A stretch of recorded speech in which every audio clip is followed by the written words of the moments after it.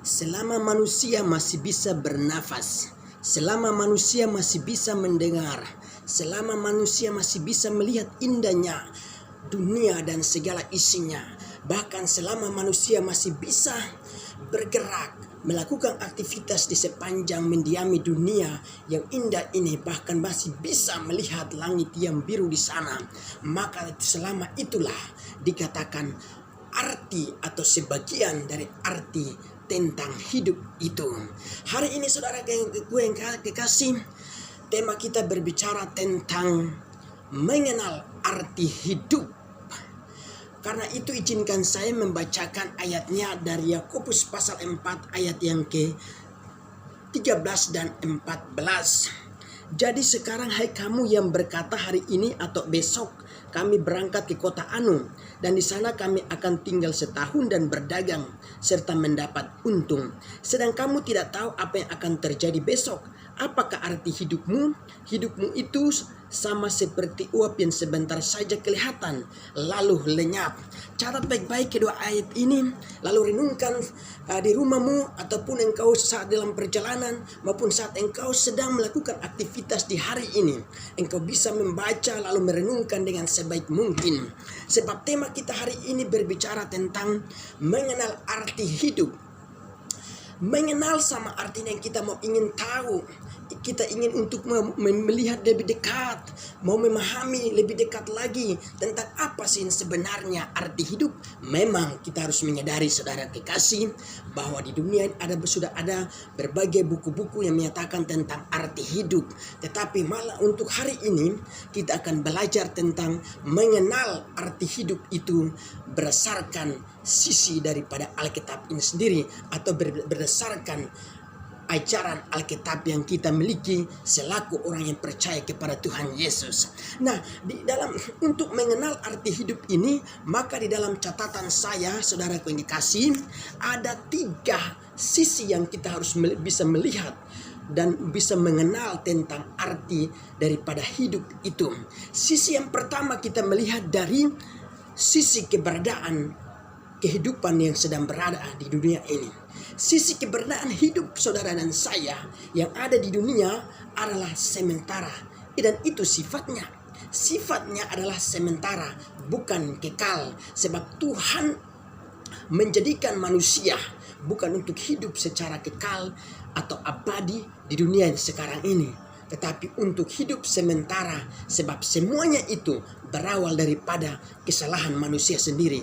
Seandainya manusia tidak melakukan kejahatan atau dosa di hadapan Tuhan mulai dari zaman Adam, maka tentu manusia bisa hidup secara kekal di dunia yaitu bumi yang sudah dijadikan ini. Tetapi karena manusia melakukan kesalahan, maka untuk sementara ini manusia harus tinggal sementara di dunia untuk memperbaharui hidupnya bersama dengan kekuatan Tuhan, untuk bisa menyadari kesalahannya lalu bertobat, lalu merubah cara hidupnya dari yang jahat menjadi yang baik sehingga berkenan di hadapan Tuhan. Dan sampai saatnya Tuhan akan membawa kembali manusia yang hidup sementara di dunia untuk kembali hidup bersama-samanya di tempat yang dijanjikan, di mana dia berada. Di situ pun tiap manusia akan hidup bersama dengan dia. Nah, sisi keberadaan manusia selama mendiami dunia ada 2 saudara kasih tempat atau sebagai pusat hidupnya manusia itu. Yang pertama, hidup manusia itu berdasarkan penulis Alkitab Yakobus ini menjelaskan bahwa hidup manusia itu ibarat seperti uap. Saudara yang kekasih, uap ketika orang memasak air panas lalu membuka tutupan alat yang digunakan untuk memasak air panas, maka uap itu segera keluar. Dan bisa manusia yang sedang berhadapan dengan uap itu akan merasa ada sesuatu yang hangat atau ada uapan air sedang keluar.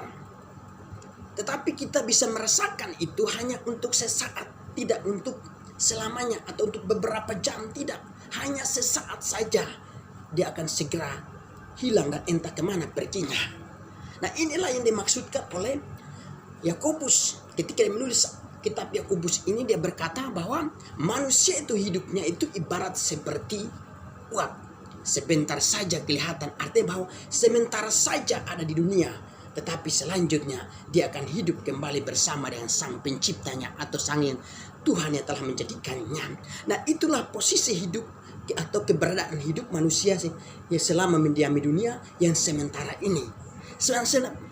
Posisinya yang kedua, saudara yang kekasih, selama mendiami dunia ini dia harus hidup di dalam Tuhan. Dengan kata lain, dia harus membangun hidupnya dengan Tuhan. Apapun yang dikerjakan, apapun yang dibuat, apapun yang mau dilakukan untuk berhasil, dia harus berkomunikasi dengan Tuhan dulu. Dia tidak bisa berjalan sendiri. Sebab oleh karena itu, Yakobus menyatakan kepada saudara dan saya untuk bisa selalu membangun hubungan kita dengan Tuhan. Sebab selama kita hidup di dunia yang sementara ini, membutuhkan Tuhan itu sangat penting. Saudara yang kasih, berbicara tentang keberadaan manusia yang hidup sementara di dunia ini, ketika saya dalam perjalanan hidup saya bertemu dengan seorang pasangan suami istri dan mereka bertanya kepada saya begini, Mas Yanto, kira-kira Anda kalau meninggal, Anda akan yakin masuk surga? Waktu itu seorang kasih saya langsung menjawab, ya tentu saya masuk surga karena saya yakin bahwa Tuhan yang saya percaya adalah sebab pusat kepercayaan saya itu adalah benar dan tidak pernah salah. Sebab dia jalan kebenaran dan hidup untuk menjamin hidup saya ini sendiri. Ketika saya berkata demikian, mereka berkata, kalau kami agak ragu apa masuk atau tidak. Itu dia.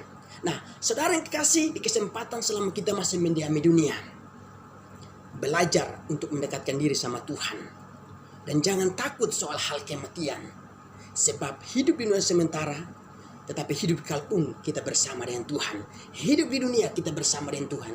Di surga pun kita bersama dengan Tuhan. Di mana-mana pun kita mau melangkah, Tuhan selalu bersama dengan kita. Dan kita yakin bahwa Tuhanlah juru selamat kita. Haleluya. Untuk mengenal hidup cara yang kedua adalah mengenal arti hidup. Dari caranya yang kedua, kita harus bisa melihat dari sisi pembaharuannya. Pembaruan hidup itu dikatakan oleh Rasul Paulus melalui Roma pasalnya yang ke-12 ayat 1 dan 2. Hendaklah berubahlah akal budimu atau baharuilah dan berikanlah hidupmu sebagai persembahan yang berkenan kepada Tuhan. Persembahan yang berkenan, yang hidup di hadapan Tuhan. Dan itu disebut ibadah yang sejati. Saudara yang kekasih, hidup yang berkenan kepada Tuhan disebut ibadah yang sejati. Nah, hidup yang berkenan untuk menjadi sebuah ibadah yang sejati tentu mengalami sebuah proses. Prosesnya apa? Supaya bisa menjadi sebuah ibadah yang sejati atau persembahan hidup yang berkenan di hadapan Tuhan, yaitu adalah baharui akal pemikiran kita dan baharui hati batin kita. Kenapa? Sebab pemikiran kita sering dicemari oleh hal-hal yang jahat. Hal-hal yang tidak berkenan di hadapan Tuhan. Perasaan kita yang tadinya bersih menjadi kotor karena sudah dicemari dari semula oleh dosa. Dan karena itu Alkitab sangat menuntut kita bahwa baharui saudara. Baharui saudara yang kekasih untuk menjadikan hidup kita sebagai ibadah yang sejati di hadapan Tuhan. Harus melalui berbagai proses. Dan proses-proses yang diizinkan oleh Tuhan itu akan merupakan sebuah jalan yang kita harus tempuh. Merupakan sebuah jalan pendidikan dari Tuhan yang sudah Tuhan rancang. Supaya kita memperoleh yang terbaik daripada Dia. Dan kita bisa hidup sesuai apa yang diinginkan oleh Dia. Ibadah berbicara soal hubungan kita dengan Tuhan. Tetapi ibadah juga berbicara soal hubungan kita dengan sesama. Dan ibadah kita, hubungan kita kalau kita menjaga dengan baik dengan Tuhan, maka tentu ibadah kita juga kita harus bisa dapat menjaga dengan baik dengan sesama kita. Sebab Alkitab berkata bahwa bagaimana mungkin engkau mengasihi Tuhan yang tak kelihatan, tetapi saudaramu sendiri yang engkau lihat, engkau tidak mengasihi. Berarti kalau hubungan dengan Tuhan bagus, lalu hubungan dengan sesama tidak bagus, berarti terjadi kesalahan adalah di pola akal budi kita yang belum dibaharui. Tetapi orang yang sudah dibaharui oleh pikirannya oleh Roh Kudus, dan Roh Kudus sebagai guru yang bisa mampu memulihkan keadaan hidup kita, maka dia akan mengasihi Tuhan dan mengasihi sesamanya. Dan itu ketika kita melakukan itu dengan bagus, maka itu disebut ibadah yang sejati. Dan ibadah yang sejati yang berkenan sebagai persembahan yang berkenan kepada Tuhan adalah hidup kita. Dan inilah arti hidup itu. Hidup adalah harus berkenan di hadapan Tuhan. Haleluya.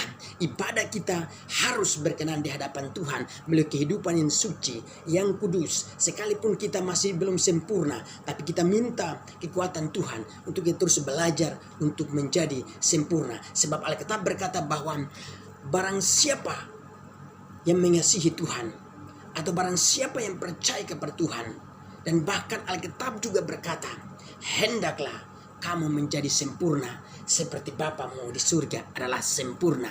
Haleluya. Itu tahap yang kedua atau sisi kedua yang kita menjadi sarana untuk kita bisa belajar mengenal arti daripada hidup itu sendiri. Hal yang ketiga, sisi ketiga di dalam belajar untuk mengenal arti hidup ialah dari sisi penyembangannya. Saudara bisa membaca di rumah kitab Kejadian pasal yang ke-1 ayat 26 sampai 28. Tuhan berkata bahwa begini secara garis besarnya, Tuhan menjadikan manusia segambaran serupa dengan dirinya. Segambaran serupa dengan dirinya ini berbicara soal bukan fisik ini, tapi berbicara soal karakter, cara berpikir yang manusia yang dijadikannya itu harus sama dengan apa yang dikehendaki oleh Tuhan. Karena itu kehendak Tuhan adalah dalam menjadikan manusia adalah berkuasalah atas ikan-ikan atau ciptaan Tuhan yang lain, bahkan berkuasa atas semua yang ada di atas bumi ini. Nah, saudara yang kasih, ini artinya apa, saudara? Ini artinya Tuhan memberikan kita atau menjadikan manusia, dan lalu di dalam diri manusia itu dikaruniakan yang disebut potensi atau yang katanya kemampuan. Dan itu terbukti kemampuan dari yang Tuhan berikan kepada setiap orang yang percaya kepada Dia, maupun orang-orang yang sudah dijadikan oleh Tuhan. Siapapun yang percaya kepada Tuhan atau orang yang tidak percaya pun, di dalam dirinya ada kemampuan khusus yang Tuhan sudah karuniakan. Hanya manusia itu menyadari atau tidak, gitu. Tapi orang yang menyadari dirinya ada potensi, tentu dia ingin untuk menyembangkan potensinya itu. Nah, hal ini terbukti. Salah satu bukti, saudara yang kekasih, bahwa dalam diri manusia itu ada kemampuan ialah melalui Adam selaku manusia pertama. Ketika Tuhan memberikan kepercayaan kepada dia untuk mendiami Taman Eden, maka di sana pekerjaan dia adalah mampu memberi nama kepada semua binatang-binatang yang datang kepada dia, ya, atau yang berada di sekeliling dia. Dia memberi nama. Itu hebatnya Tuhan kita yang bisa mengaruniakan kemampuan sehebatnya kepada Adam. Dan kita juga memiliki kemampuan sama seperti Adam. Karena itu, dan kemampuan kita yang berbeda-beda, ada yang kemampuannya untuk bisa melakukan bisa membawa kita dalam iringan musik yang bagus. Ada yang punya kemampuan di bidang pendidikan. Ada yang punya bidang kemampuannya itu ada di bidang namanya berkhotbah. Ada yang punya bidangnya di dalam berbahasa dan lain sebagainya. Dan masih ada banyak hal-hal kemampuan yang atau potensi yang manusia miliki. Karena itu saudara kasih, saya melalui akan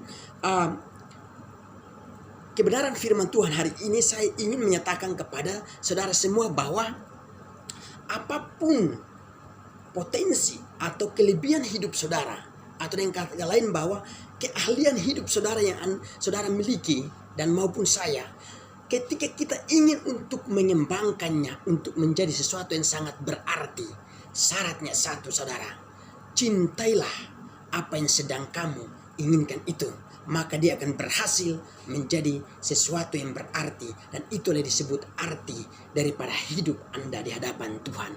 Di dalam nama Yesus, Tuhan memberkati kita semua untuk hari ini. Selamat beraktivitas.